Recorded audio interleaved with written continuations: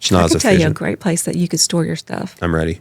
It's on American Greeting Card Road. I know that. Yeah. Oh, that's fair. Yeah, we just took over. We're trying to get that building rented.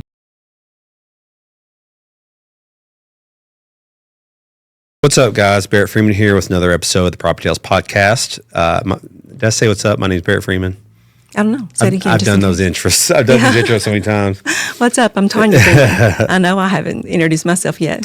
What's up, guys? Barrett Freeman here with the PropertyTales podcast. I'm here with another episode with my sales manager, Realtor Tonya Freeman. How are you? I'm good.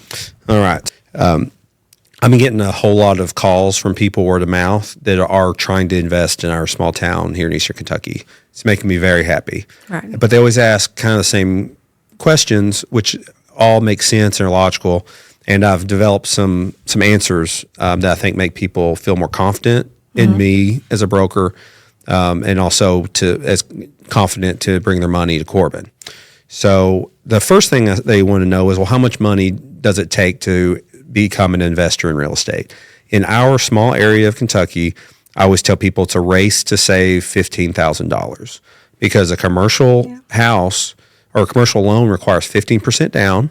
So a $100,000 house, you have to come up with $15,000. Right. And then tack on another $1,500 in closing costs. So we're talking $16,000 to $17,000 that you have to have in your bank account before you can even start playing the game of commercial real estate and investment property.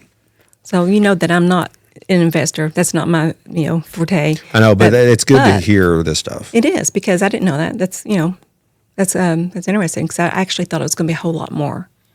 That's not that bad. So same with these guys. So I always ask them some basic questions to try to get a picture of their finances. What's your credit score generally? Most people have a general idea, but maybe haven't run their credit in a while. Right. And basically you just need a 650 or above. How much do you have in savings that you don't need if there's an emergency? And then how much do you make annually as a salary or however you make money in your day job? Because the banks are going to know all that before they even approve you for a loan. So this one guy was like, so I asked him, how much do you have for savings that if like a kid got sick, you wouldn't need it? So I've got about $10,000. I was like, that's a great start. I was like, it's a race to that $15,000. And he's like, well, if that's all it is, I can do that like right now. And so I'm getting a whole lot of that. People just have no idea where to start. And so he threw out a $10,000 number just trying to feel me out. I'm trying to feel him out because I'm trying to build these relationships. I don't want these investors just to buy one house. I want them to buy 10 on their comfortable timeline. So so when they're borrowing the money for, this first, whatever they're going to put in their profile. Usually it's a single family house. Right. So, and most of the time it's going to need renovating. So does the bank, I guess they're going to loan on that as well? They do. They do a separate construction loan. Okay. You have to tell them how much labor and materials you need. The guy off the street that calls me and wants to invest in real estate doesn't have all that information. Fortunately, I've flipped 70 houses in the last 8 years. So my brother and I have really good spreadsheets on how much does it cost to remodel a bathroom that we like. There's probably some wiggle room there on design, but we're going to be within $500.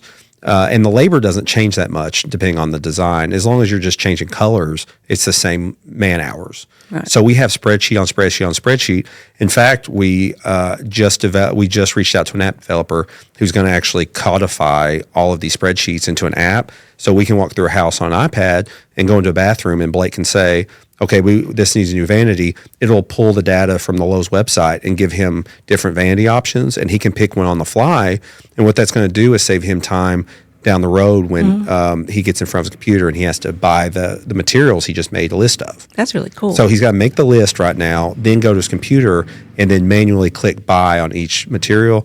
There's a huge opportunity here for time efficiency and time savings to do it all while we do that first walkthrough on the property. I saw all that to be said. We have all the Excel spreadsheets.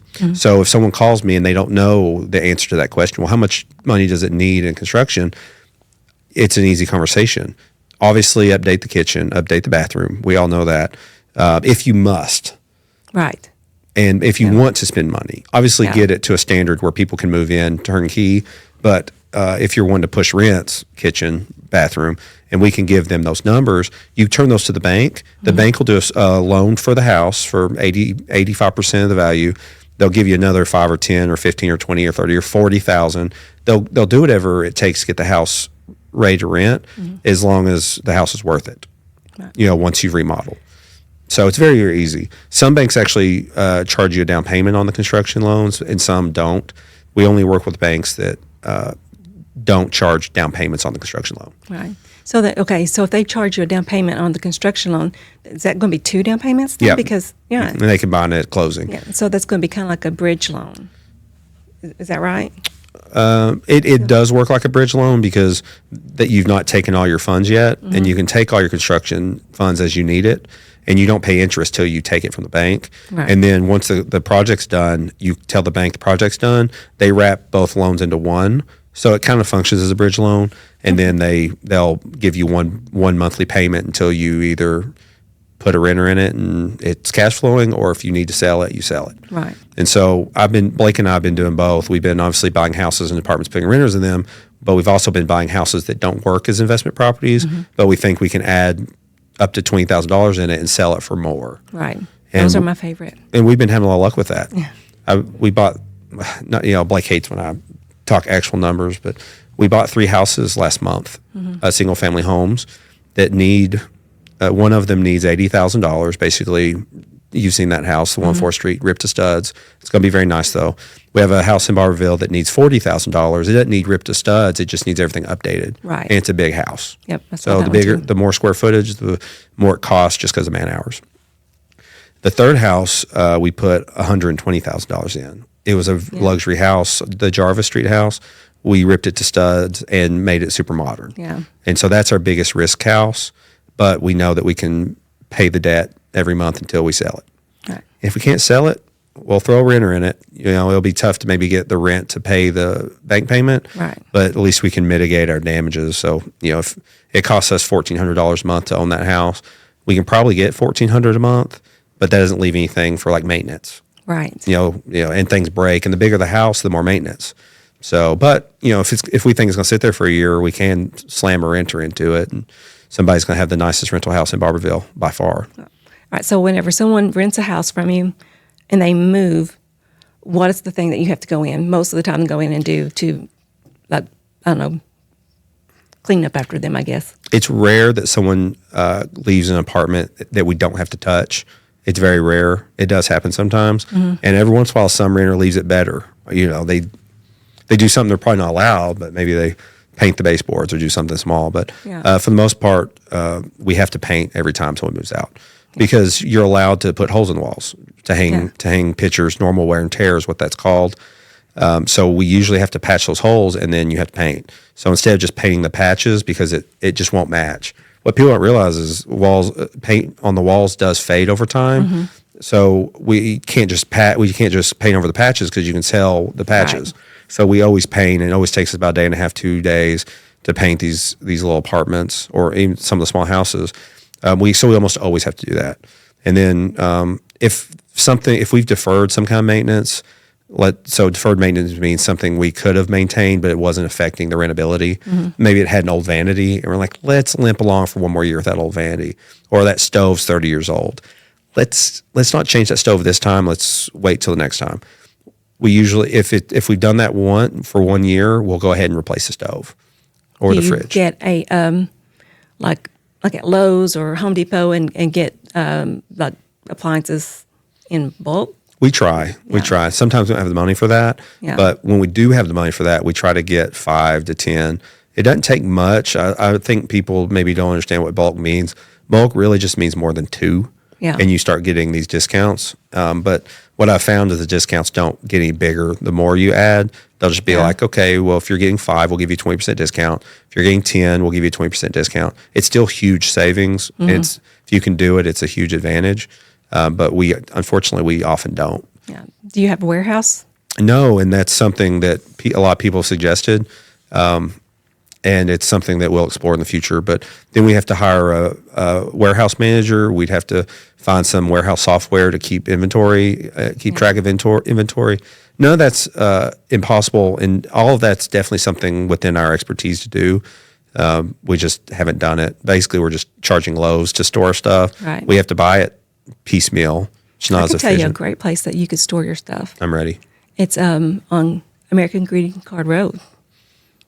I know that. Oh, that's fair. Yeah, we just took over. We're trying to get that building rented. It's being sold by CBRE. We're trying to help the owners bring businesses just to rent the square footage in there. So That's a really cool setup they have there. it is. Yeah. So they rent those spots. Like, they call it per bay. Yeah. But it's just a square that's 1,200 square meters big, Yeah. and that you can rent as many squares as you need. yeah, So and it's not expensive. It's, no, $1,700 or $700 a month Yeah. per square. You know, that's we rent $1,200 or 1,200 square feet office space for $1,200. Yeah. So you know, and then office space. Well, the problem is they're limited down there. They want you to just store stuff or run your business out of there that the public doesn't come to. Right. So a little specific, but I think there's a huge slice of the business world that could use that. Yeah. All right, guys, it's been Barrett Freeman. Thanks for joining us. We'll see you next time. Yeah. Bye.